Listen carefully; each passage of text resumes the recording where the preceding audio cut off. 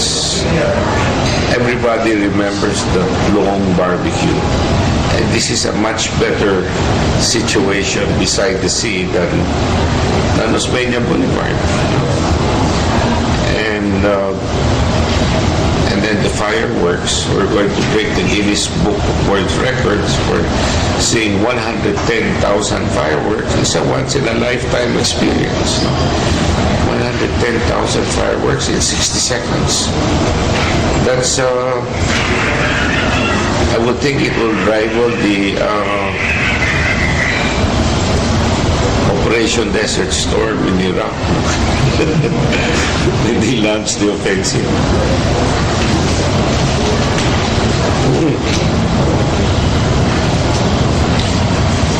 I'm looking at it. I think it's going to be a lot of fun.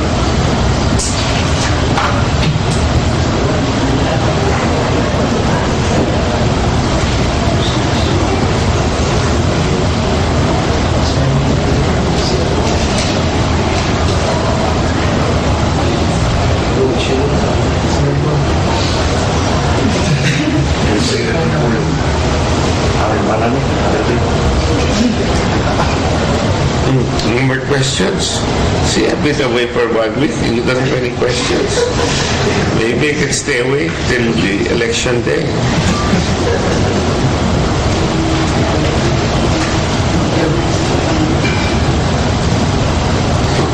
But I had a wonderful time this morning.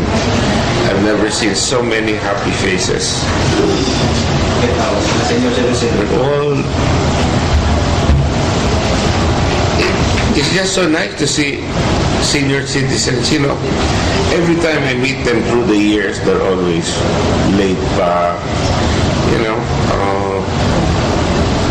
no energy. Now look at them. Pero okay kayo. Mayor, tayo ka na Mayor ba, kung katong mga senior citizen nga namatay lang last week, pwede pa mag-utos na mag-avail sa financial assistance? Last week Mayor, namatay. No. We don't have a clear and fast rule on that because we're not used to this program, but it shouldn't be.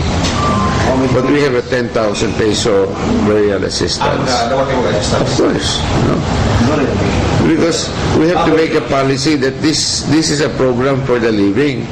This is not a program for the dead. Otherwise, we can have all our lolos who died already claim for senior citizens. Where do you draw the line? Because this is financial assistance for senior citizens who are alive, not senior citizens who are dead.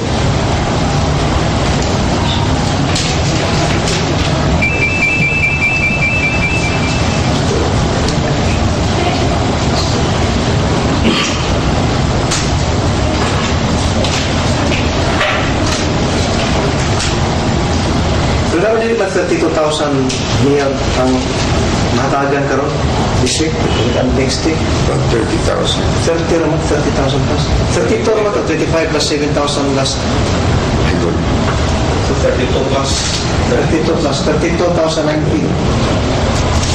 You know, I don't know why Kusug is complaining that we're giving assistance to the senior citizens. Kasi mo sila na. Why are they so sad? Ang 30,000, di lang buta rin. Plus families. Plus And we're reaching the point of being murag yabag na yun ba?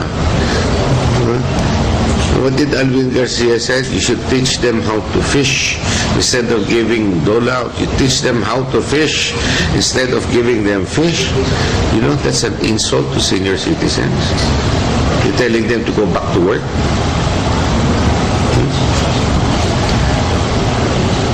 He doesn't even know what he's talking about anymore. Maybe he has an overdose of arthro. You know, I think that's really a mean statement to me. You say, teach them how to fish. You will make the senior citizens work.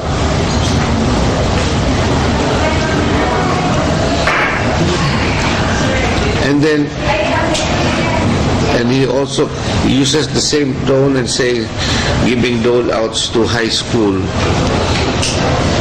graduates to go to college. That's much better than teaching them how to fish. It's helping them get a college degree. So I don't really think he's about. He must be out of his mind. That's precisely what we're trying to do. Or does he literally mean that we have to take them there to SRP and give them fishing lines and line up there in Balili, whatever, to catch the fish?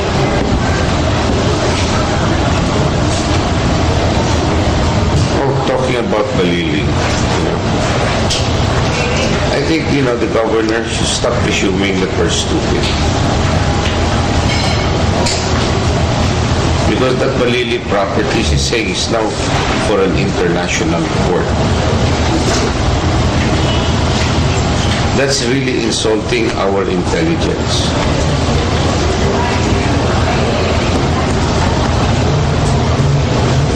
It's like an afterthought.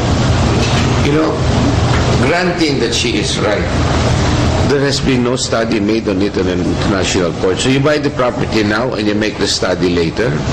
That's the most irresponsible thing to do.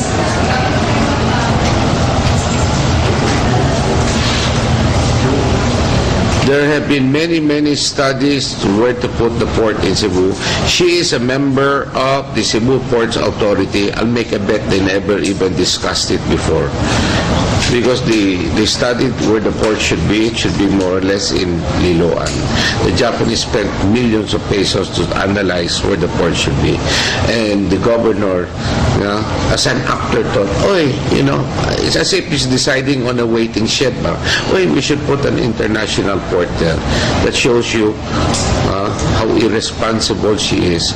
Just trying to avoid the issue, the fact that it's such a highly anomalous situation of spending so much money of the province fund to buy property that's underwater. Now she says she'll make it an international port. It is obviously not feasible for an international port because, number one, it's exposed to the open sea. Why would you choose a site that's exposed to the open sea? Let me put it in layman's language that you will understand. You mean every time there's a typhoon warning, all the ships must pull out? Is that what you're supposed to do? You choose a place like that? You know how many typhoon warnings you get every year? 24.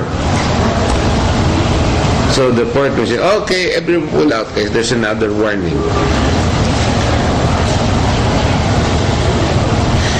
Ports is usually in a place where there's a natural shelter.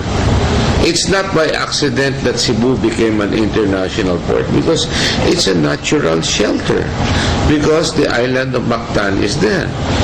It's not an accident that Subic is a naval base because the Americans said this is a great port because it's a natural shelter.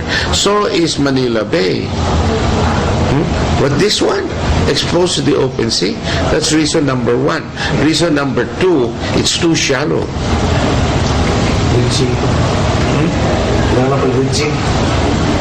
It's too shallow. So her idea of a port